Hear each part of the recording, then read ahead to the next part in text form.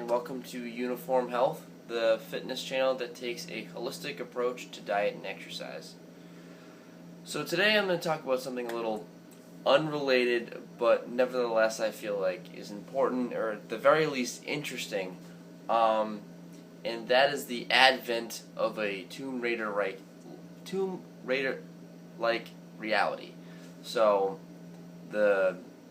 when the sort of consciousness of a supercomputer or something like that, something that was invented by humans to actually better oneself, but then ended up killing everything. And I'm going to talk to you about exactly how we could actually get to that and how we're getting to that already. In order to do so, I'm going to talk about, first, data mining.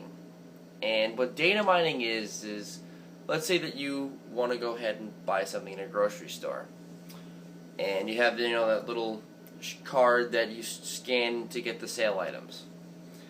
So each time you scan your card, you get your sale. Like, oh, that's good. But imagine if you had all the data that you had for each sale that was made. So each time you went to the grocery store, you used your card and you were told how much you spent and at what time of day that you spent it, what time of the month you spent it at, and you were able to graph out how much you spent on average on Oreos during this month or during the next month. And let's say that you were able to do that through Shaw's, Whole Foods, Stop and Shop, Trader Joe's, and all that. You would be able to, in theory, at least find where you would spend the least amount of money on Oreo cookies for a particular month or day.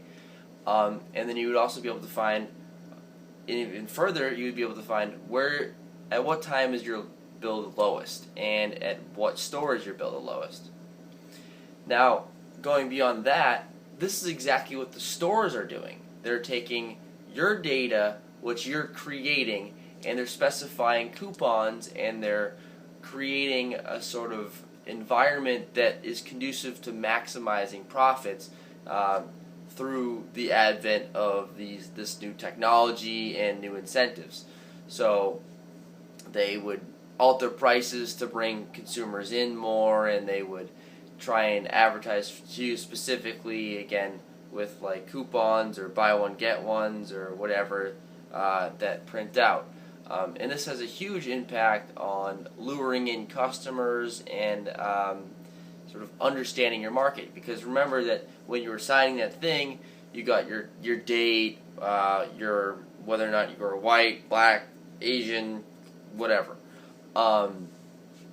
And this is a profound impact on how we can solicit to customers. Now, if you think about that and think about all the data that exists throughout the world. So now Google announced a similar thing where when you're going online and searching up topics and doing these things, they're actually, you may have found on YouTube, they're actually advertising to you in such a way that is specific to your web searches or specific to your YouTube video. What do you watch in the YouTube videos or whatever? And this is but this continual influx of increased data and increased predictions, really, is causing a data strain. So we're having trouble processing all that information. And that's really what I want to get to talk about, again, going back to the data mining. What the data mining does is that it looks at past events and it predicts the future. So if you bought this, this, and this at this time, then it's likely that you'll buy a cake or whatever at the same time.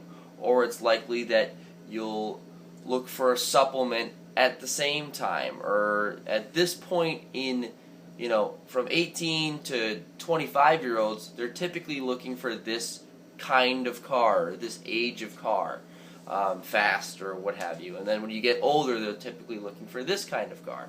And these sort of predictions can be extrapolated and sort of given to you and give it to them with the best accuracy, and so they have the highest chance of selling their product.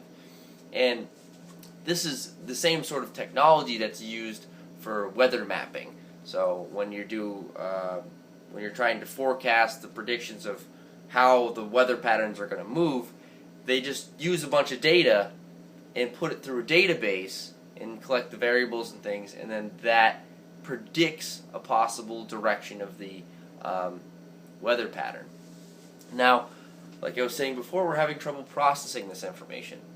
As we get more and more data, which we need, and as we incorporate more and more variables, the amount of data that exists is increasing exponentially, and it's continually stressing on our computer systems.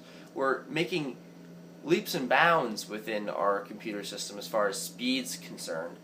China just developed a brand new supercomputer that can process like 40 petaflops or something.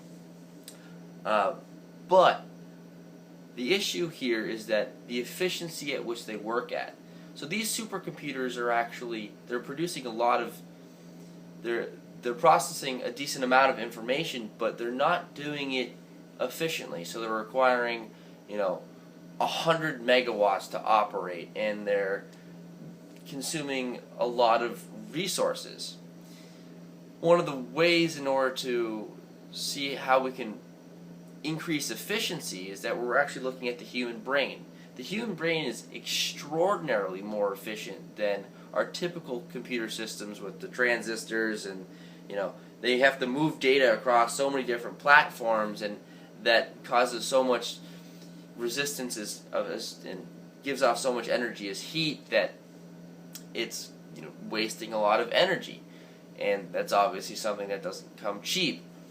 So, and when we keep trying to push these computer systems above and beyond their capabilities, the limitation of the actual format of how we make computers, we keep getting a diminishing return. So each next petaflop, though we're achieving it, is requiring more and more energy to push into it.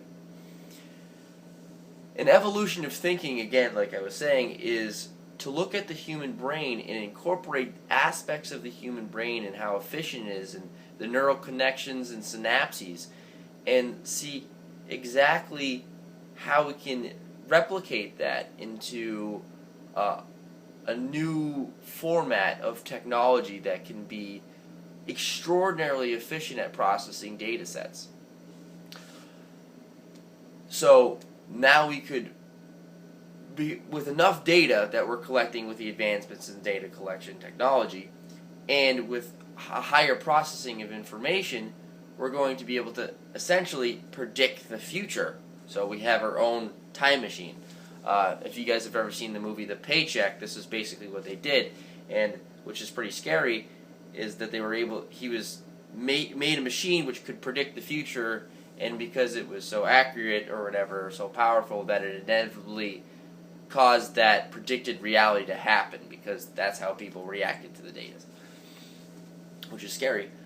So the last thing I want to talk about, and this is what happened with Terminator, is that the supercomputer became self-aware. And what I mean by that is that computer system gained consciousness. So we, in trying to create a computer that was highly efficient, replicated the brain. And the brain works by utilizing consciousness, utilizing conscious thought. And in order to get a better grasp of what conscious thought is we have to start thinking about what is consciousness and who is conscious and who isn't conscious. Is an insect conscious? Is a fetus conscious? Is a baby conscious? Are we conscious? Are we unconscious when we're sleeping? We can be knocked unconscious. And what some later professors are coming out with is this idea that consciousness is not necessarily something that is on and off. That ant is conscious, but not as conscious as a fetus. And a fetus is not as conscious as a human, or a baby rather. And then we progressively get more conscious as the brain becomes more complex and more interconnected and relates to itself and the environmental factors better. So this has a whole multitude of applications, but there's also modes that you would go into and out of more conscious thought. So when you're really thinking in depth and you're meditating or whatever, you're highly consciously aware of your activities. But when you're sleeping, you may not necessarily, I'm not saying this is true, but you may not necessarily be as conscious because you're not controlling your activities, you're not in your dreams, things are happening, but you're not necessarily controlling them, you don't understand things, so you're not as conscious. So, again, the mechanism of what consciousness is essentially a larger complexity of neural connections. And what could happen with the supercomputer is that now that we're building, and now that we could achieve a computer that has a replica of the human brain's inner workings and connections, and we would then obviously benefit immensely and be able to build this ridiculously large brain or whatever, or supercomputer, aka brain. That supercomputer would be so big and so powerful that it would have a consciousness that you would think in theory would be that of God, basically. So, because it is so self-aware, because it understands so much, I mean, think if you were given all the data in the entire world, and, you would probably think yourself as pretty small. Once you start thinking about the galaxy and all this other shit, you would start thinking that you're pretty small. So, when you make this huge supercomputer that can think of every fucking possibility in the entire world, it starts to think of your individual life as completely insignificant, and therefore it could even think of the entire human race as completely insignificant. Wipe us all out and be like, oh, the entire world needs to start over again, me being the all-knowing entity and being.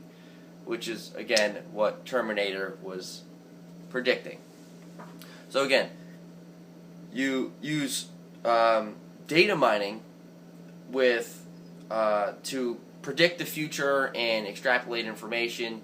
You have this new heightened level of technology that's trying to utilize that innovative data mining sets and algorithms, and that's going to cause the force nature. That's going to be the force that drives us into creating a brain like supercomputer, and that brain-like supercomputer, by the mechanisms of consciousness, is going to end up killing us all.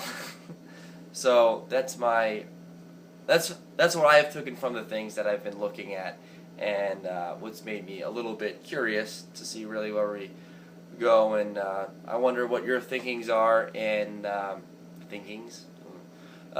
what are your thought processes on the possibility of Terminator occurring in real life, or in the next 100 years or so.